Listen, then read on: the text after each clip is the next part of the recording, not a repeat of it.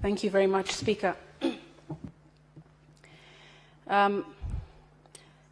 Speaker, as we consider the third State of the Nation address by the President last week, it's necessary that we examine not only the ambitions set before us, but also to own up to the structural gaps and inaccuracies that will certainly impede equitable progress in our country. My thoughts after listening to the address are ones of careful consideration, Speaker, but also mixed with serious concern.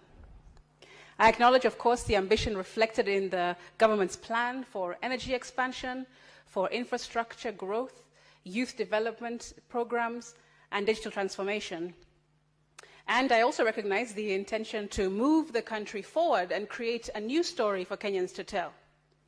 However, Speaker, there are two sides to every story, maybe even three, which we have the responsibility as legislators to analyze critically, and in the words of the President himself in the speech, who in this address said, "It is a story that we will see in the numbers," he said, "feel in the homes," he said, "and trace in the lives transformed across the Republic."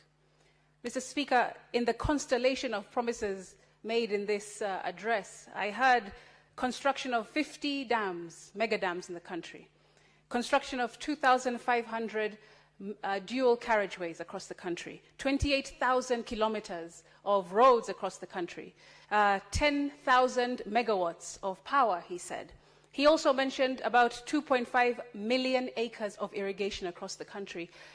But Speaker, all that with a whopping budget of 5 trillion shillings in less than 2 years, because as we all know, in 2 years' time, his mandate ends. Also, Speaker, the State of the Nation address, like the two previous addresses before it, falls short of providing clear, enforceable commitments to the inclusion of persons with disabilities and women, whose rights are not optional but constitutionally protected under Articles 10, 27, 43, and also 54. Those are not mentioned, Mr. Speaker. I was curious about that.